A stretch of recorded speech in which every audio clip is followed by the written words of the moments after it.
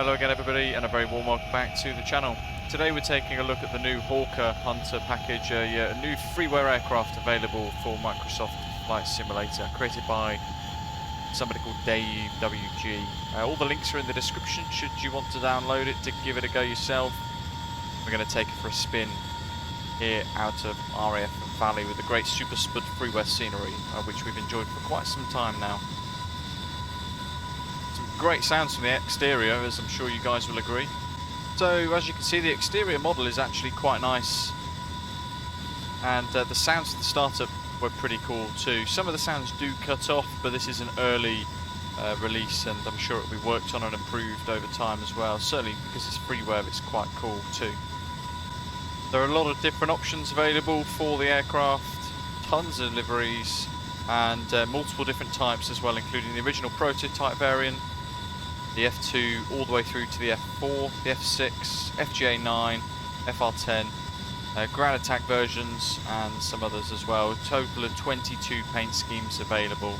Into the flight deck then, and this is your default view if you like. Some of the textures are pretty messy, but in the main, everything you need should work quite nicely, including VORs, TACANs, that sort of thing. Very cool.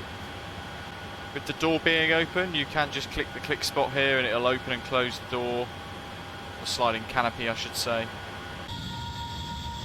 Okay, so lining her up on the runway here at RAF Valley, we're going to depart for a bit of a flight about the local area.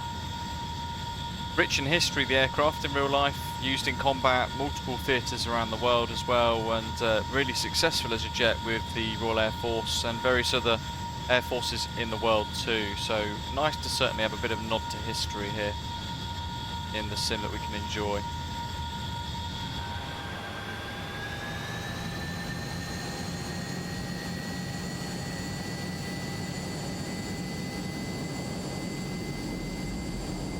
That's full throttle inside. Speed's alive. 100 knots. Getting ready to rotate on the stick.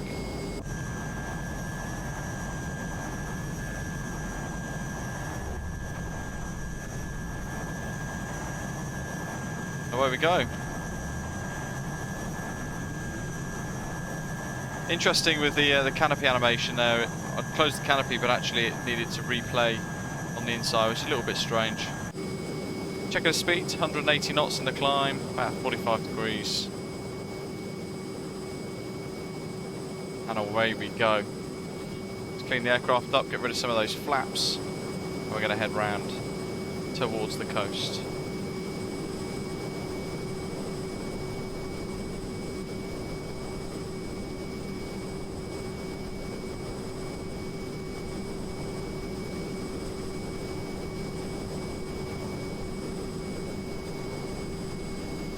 .300 knots, 350, we'll hold about there.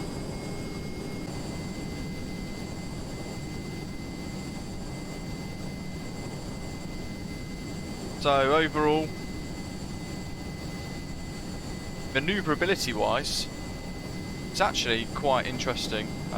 It feels very heavy, a little bit lazy feeling as well on the control stick, has to be said, but it's good fun and you can fly it quite easily.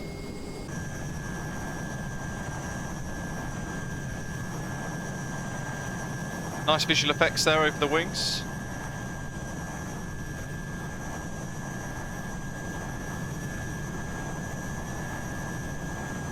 Look at that, that's pretty cool. Nice to see that the developers actually gone ahead and thought of those little additions there. Those visual effects are quite important as well for those of us who like that added nice touch during flights. There's quite a large manual that comes with this, so you can go ahead and actually read all the different various things that you need to be able to set the aeroplane up properly in flight, keep everything running, keep the engines maintained, manage the fuel flow. But all in all, it's really, really good fun to fly around in this. So I've been buzzing around for the last 30 minutes on the aeroplane at the moment, and I found it to be quite fun. It's responsive enough, but it feels heavy as a jet as well, which is quite a nice feeling, I guess. It's been good fun to fly around the Welsh coast. We're heading back towards Valley at the moment as well, so we're flying a little low level over the coast here. We're going to bring that speed back and aim for a bit of an approach in here. So as we reduce our speed and start to think about making an approach, one thing I have noticed is as you extend the flaps, there's quite a significant increase in drag to the point where it actually becomes quite difficult to maintain an airspeed without using a lot of power. So there's about 50% thrust now, holding 140 knots, which would be my expected approach speed. If I go to full flap, I'm having to use 80% thrust. And you can see that speed drop right off.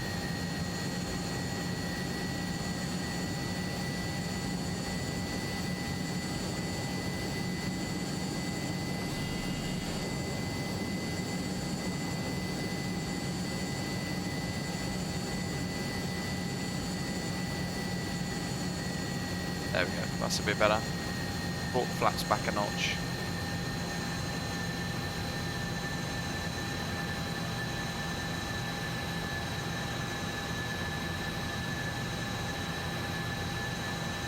Bit of a crosswind landing for us.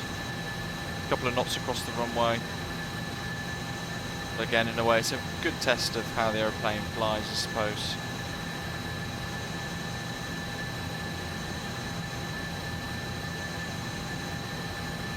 That speed's only about 115.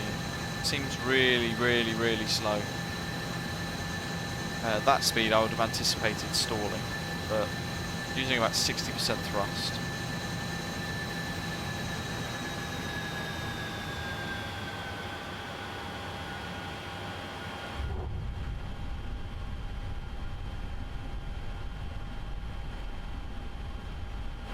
And manually braking.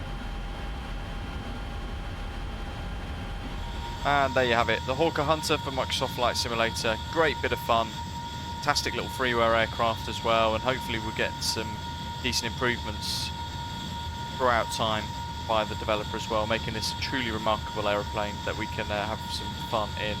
Hope you've enjoyed the video. All the links are in the description below, and of course don't forget to share your comments, press the like button and hit subscribe. In the meantime, as always, thank you very much for watching, and I hope to see you very soon. Take care.